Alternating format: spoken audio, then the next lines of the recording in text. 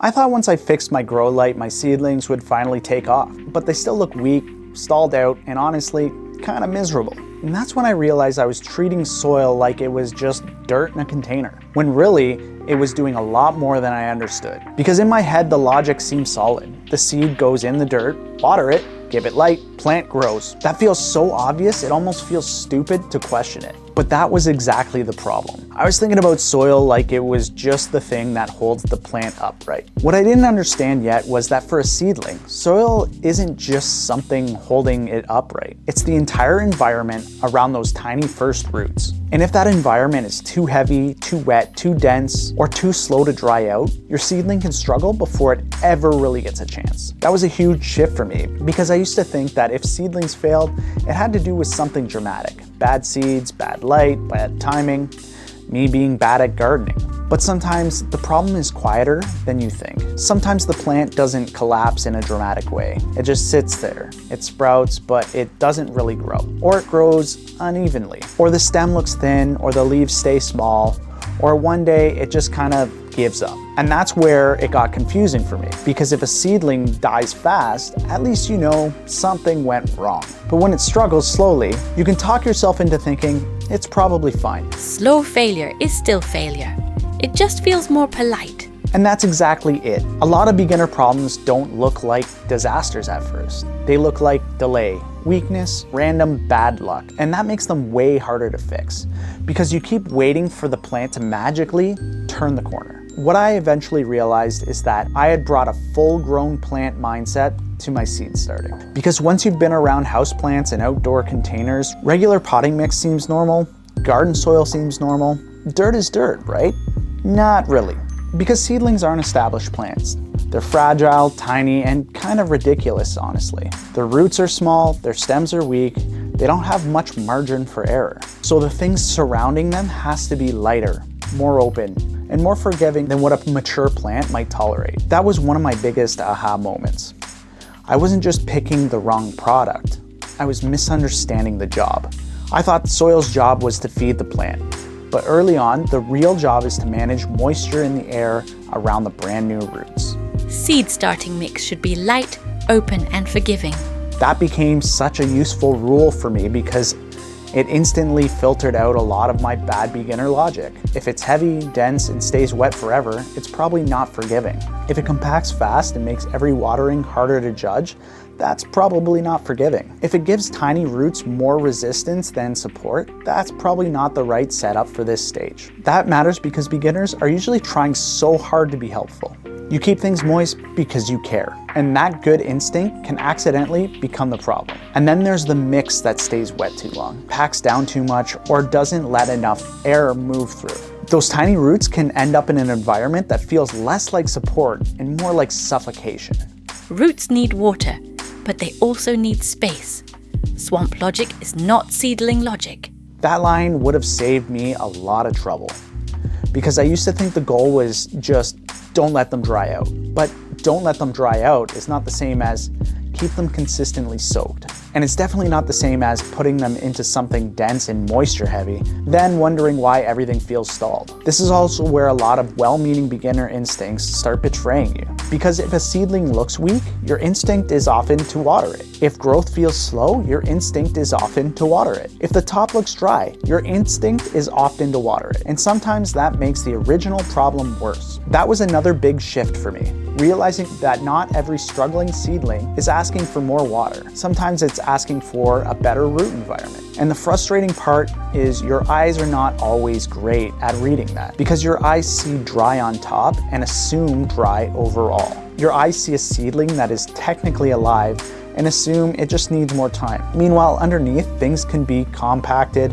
overly wet, cold, airless, or just not great for root development. That's why I started thinking about seed starting mix less like food and more like infrastructure. Not in a sexy way, not in a Pinterest way, just in a very practical, kind of humbling way. Because the seedling does not care what the bag says. It does not care if the label sounds premium. It does not care if the mix looks rich and healthy. and impressive. It cares whether the roots can actually move through the environment. And this really clicked for me when I compared what I thought was good soil to what seedlings actually needed. Because the heavier mix looked better to me, it looked rich, it looked real, it looked like the kind of thing a healthy plant should grow in. But for a tiny seedling, it was almost like wet concrete. Not literal concrete, obviously, but dense, heavy, and way more resistance than those little roots needed. And once I saw a lighter seed starting mix beside it, the difference became hard to ignore. One felt like a place roots could move through. The other felt like a place they had to fight through. Tiny roots do not want a challenge.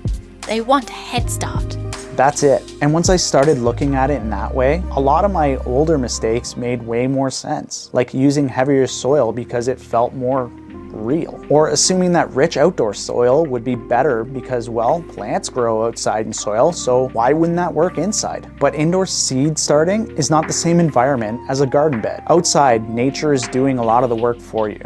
The weather, the drainage, airflow, temperature shifts, microbes, space, and a much bigger system balancing things out. Inside, in a tray, under lights, with a beginner checking on them every 6 seconds, you're creating a tiny artificial environment. The tiny environments get thrown off fast.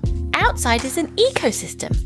Inside is a tiny experiment with a very emotional supervisor. That feels accurate. Honestly, once I saw seed starting as an environmental setup, instead of just planting seeds in dirt, everything got easier to understand. Not instantly easier to do, but easier to diagnose. Because the question stopped being, what magical soil am I supposed to buy? And became, what kind of environment am I building around these roots? And once I started thinking that way, I stopped looking for the best dirt and started looking for signs of the right structure. Usually that means a mix that's lighter, finer, and more breathable than a regular potting mix. Something built more around airflow and moisture balance, often with ingredients like coco coir or peat as a base, and something like perlite to help keep it open. Not because there's one perfect recipe, just because the goal is simple. Don't make early root growth harder than it needs to be. That is a much better question because it helps you think in principles instead of products. You want something light enough for your roots to move through,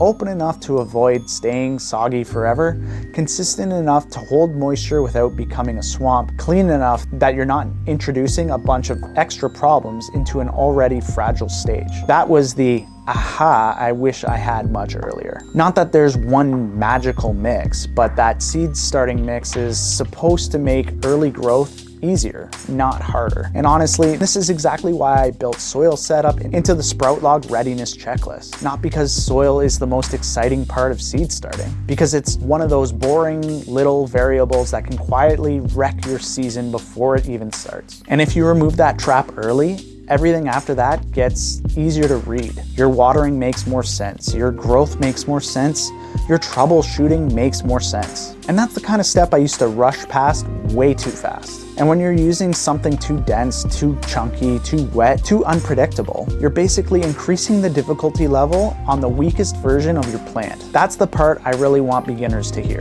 A struggling seedling isn't always a sign that you're careless. Sometimes it's a sign that the system around it is asking too much from a brand new plant. And that matters because the stakes are bigger than just they look a little ugly. Weak seedlings are more likely to stall, more likely to stay undersized, more likely to snap, rot, or fail to adapt later. And even when they survive, they often start behind. So when people say soil matters, I think beginners often hear that as gardening snobbery. Like, oh great, another thing I'm apparently doing wrong. But that's not really the point. The point is that soil mix changes how forgiving the whole process feels. It changes how often you can trust what you're seeing. It changes how easily you can overwater. It changes how strong those early roots can become. And it means it changes how much resilience your seedlings have before you ever transplant them. The goal isn't perfect seedlings. The goal is fewer invisible traps. That's such a better way to think about it, because if you're anything like me, you don't need more gardening shame. You need fewer setups that quietly sabotage you while pretending everything is fine. And this is also why I try harder not to chase the most natural sounding option, just because it sounds wholesome. Sometimes the thing marketed as rich, organic, moisture holding, and nutrient packed is great for a different stage of plant growth. and not the best fit for this one. Seedlings don't need the same environment as a mature tomato in a big pot in July. They need an easier start, that's all. So if you've ever started seeds and felt like they were technically alive but not thriving, this might be one of those reasons. Not the only reason. Light still matters, temperature still matters, watering still matters. But soil is one of those foundational pieces that can make all of your other decisions either easier or harder. And that's why for me, this became one of those annoying gardening lessons that feels obvious only when you learn it. I thought dirt was dirt. It wasn't. I thought the seed just needed something to sit in.